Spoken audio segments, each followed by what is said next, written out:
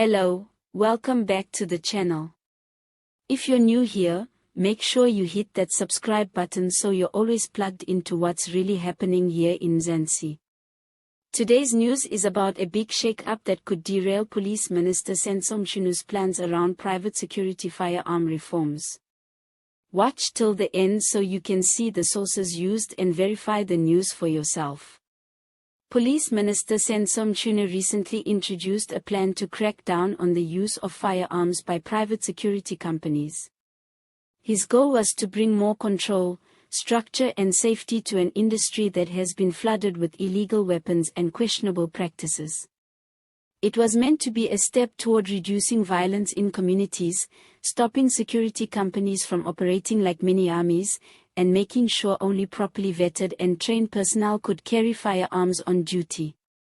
But just as this reform plan was picking up speed, a scandal started to grow around KwaZulu-Natal's Provincial Police Commissioner, Lieutenant General Mkhwanazi. He dropped a political bombshell by accusing Minister Mchunu of being part of a criminal cover-up. According to Mkhwanazi, Mchunu allegedly shut down investigations into political killings, interfered in anti-gang operations, and might have even received benefits from criminal elements. As you can imagine, that's not something that just gets swept under the rug. President Cyril Ramaphosa didn't waste any time. He announced that Mchunu would be placed on leave while a judicial commission of inquiry gets to the bottom of the allegations. The president also appointed Firearms as the acting police minister while investigations continue.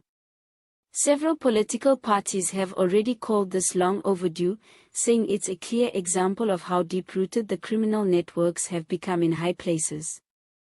Now the problem is this: Mchunu's firearm reform plans are now at risk of falling apart.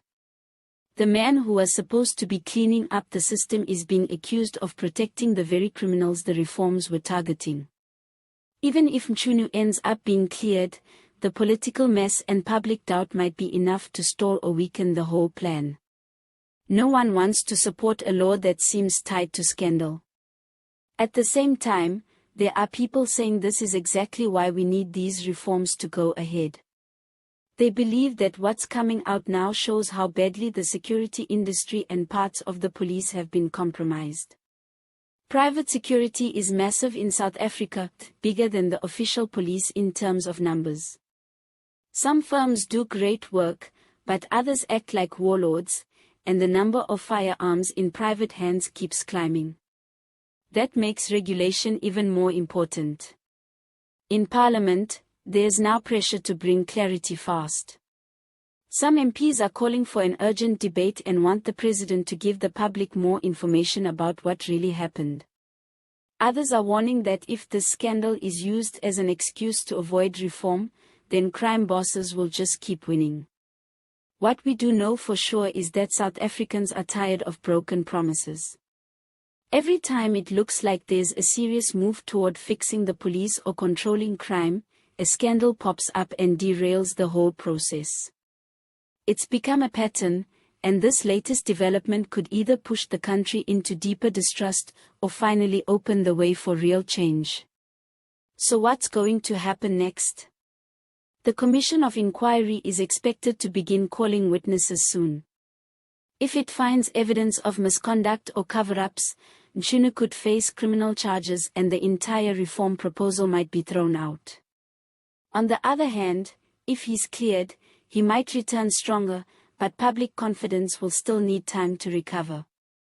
This whole saga also brings up bigger questions. Who's really in control when it comes to guns in this country? Who benefits from chaos? And can anyone in power be trusted to regulate the very forces that may be protecting criminals instead of the people?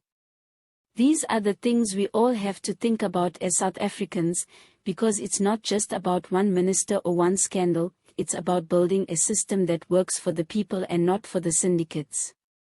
All the images used in this video are for illustration purposes only. To verify this news, you can check detailed reporting from the Daily Maverick, All Africa, Reuters, AP News, and the Financial Times.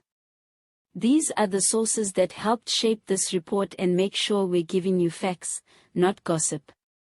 And before we end off, let's lighten the mood a bit. You know how they say crime doesn't pay? Well, it clearly doesn't pay attention either. And here's another one: why did the corrupt official go to therapy? Because even his lies started to have trust issues. Thanks for watching till the end. Don't forget to hit the like button if you found this informative, leave a comment with your thoughts, and subscribe for more verified news that matters to you. Till next time, stay safe, stay sharp, and let's keep demanding the truth.